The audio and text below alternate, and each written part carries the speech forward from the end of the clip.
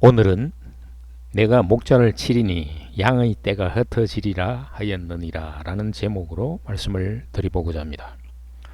마태복음 26장 31절에서 32절을 보면 그때 예수께서 제자들에게 이르시되 오늘 밤에 너희가 다 나를 버리리라 기록된 바 내가 목자를 치리니 양의 떼가 흩어지리라 하였느니라. 그러나 내가 살아난 후에 너희보다 먼저 갈릴리로 가리라.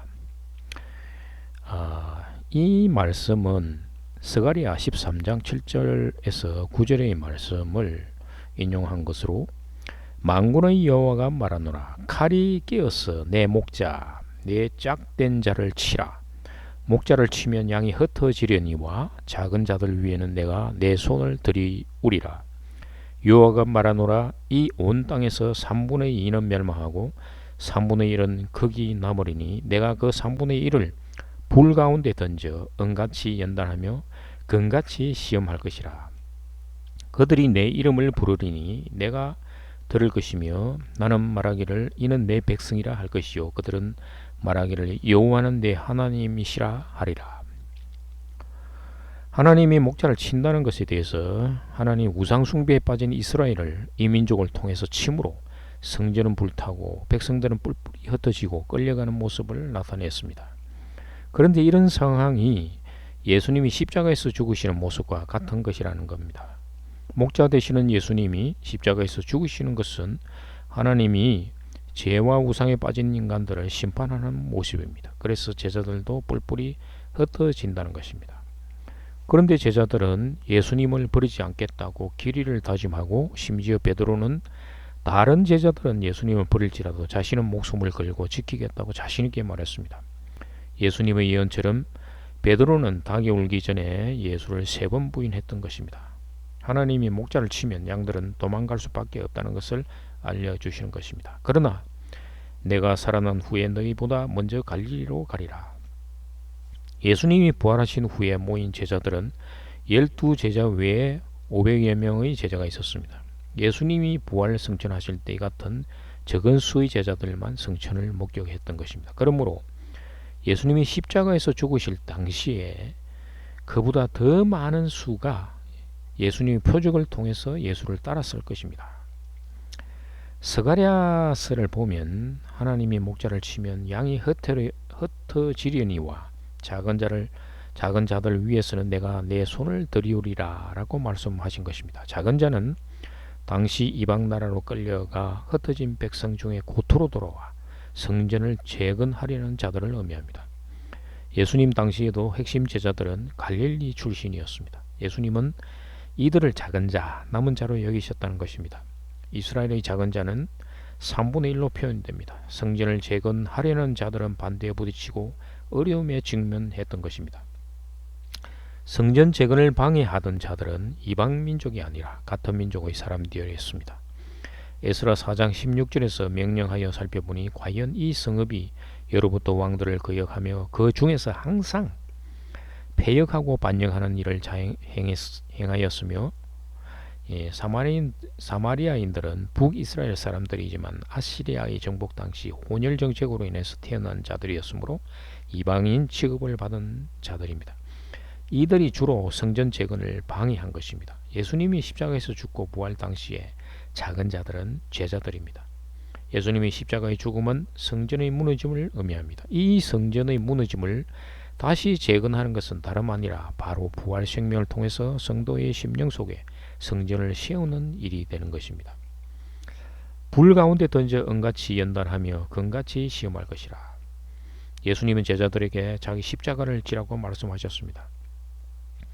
너희들도 나처럼 죽으라는 말로 들리지만 그렇지 않고 육적 몸을 십자가에 죽게 하라는 것입니다. 예수님이 죽으신 십자가와의 연합되어 죽는 것이 자기 십자가를 지는 것이고 불 가운데 연단받는 것입니다. 성도의 심령 속에 육적 자아의 죽음은 곧 옛사람의 죽음이고 새사람의 등장은 곧 하나님 나라의 도래를 의미합니다. 옛사람 곧 옛 성전이 죽어야만 새 성전이 세워지는 것입니다. 에베소서 4장 22절에서 24절을 보면 너희는 유혹의 욕심을 따라 썩어져가는 구습을 따르는 옛사람을 벗어버리고 오직 너희의 심령이 새롭게 되어 하나님을 따라 의와 진리의 거룩함으로 지으심을 받은 새 사람을 입으라. 새 사람은 새 성전으로 비유됩니다. 하나님께서 모든 사람들의 심령에 성전을 주셨는데 죄로 인해서 성전이 폐허가 되고 우상 신전이 되어버렸으며 결국 성전이 무너져 버린 것입니다. 그래서 성전을 재건해야 하는데 육신의 몸으로 세운 성전이 아니라 영의 몸으로 채우는 성전을 재건하는 것입니다.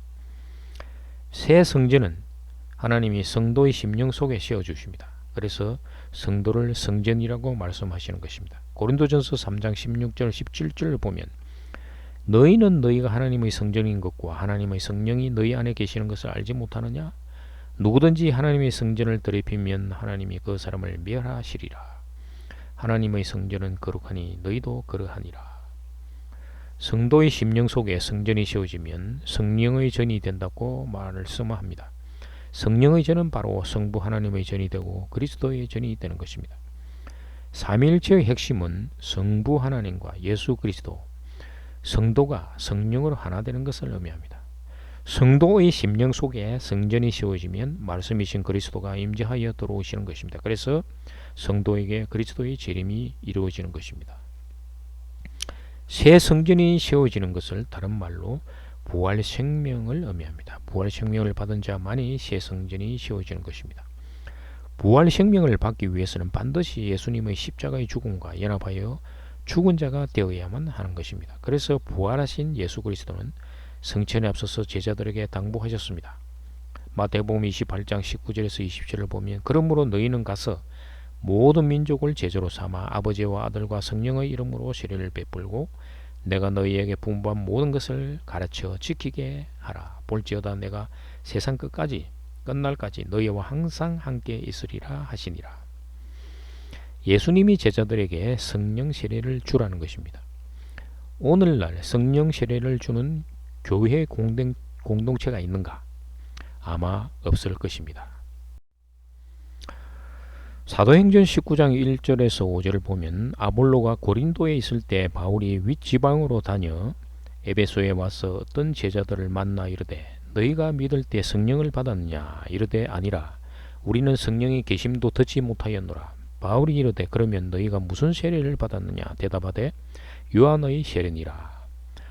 바울이 이르되 요한이 회개의 세례를 베풀며 백성에게 말하되 내 뒤에 오시는 이를 믿으라 하였으니 이는 곧 예수라 하거늘 그들이 듣고 주 예수 이름으로 세례를 받으니 라고 말하고 있습니다. 여기에서 예수의 이름으로 세례를 받는 것은 성령 세례를 의미합니다. 그러나 사도행전 8장 16절 17절을 보면 예루살렘에 있는 사도들이 사마리아도 하나님의 말씀을 받았다 함을 듣고 베드로와 요한을 보내매 그들이 내려가서 그들을 위하여 성령 받기를 기도하니 이는 아직 한 사람에게도 성령 내리신 일이 없고 오직 주 예수의 이름으로 세례만 받을 뿐이더라. 이에 두 사도가 그들에게 안수하며 성령을 받는지라. 여기에서 예수의 이름으로 받은 세례는 물세례인 것입니다. 이제 전체적으로 정리를 해보면 세례 요한이 준 물세례는 죄를 씻는 의식으로서 물세례였습니다. 그러나 성령 세례를 모르는 채 예수의 이름으로 받는 세례는 모두 죄에 대해서 죽는 물세례인 것입니다. 성령 세례의 의미를 알고 받는 것이 예수의 이름으로 받는 성령 세례가 되는 것입니다. 오늘날 대부분 교회 공동체에서 예수의 이름으로 세례를 주는 것인데 이 세례 의식은 성령 세례가 아니라 물 세례인 것입니다. 왜냐하면 이들은 성령 세례의 의미를 모르기 때문입니다. 물 세례는 예수와 함께 십자가에서 연합하여 죽는 것이고 성령 세례를 받는 자는 그리스도의 부활과 연합하여 성도 역시 부활 생명을 받는 자라는 것을 말해주는 것입니다. 부활 생명을 받은 자가 새 성전을 재건하는 자가 되는 것입니다. 여기에서 우리는 예수님께서 말씀하신 물과 성령으로 거듭나라는 말씀을 잘 새겨보아야 할 것입니다. 감사합니다.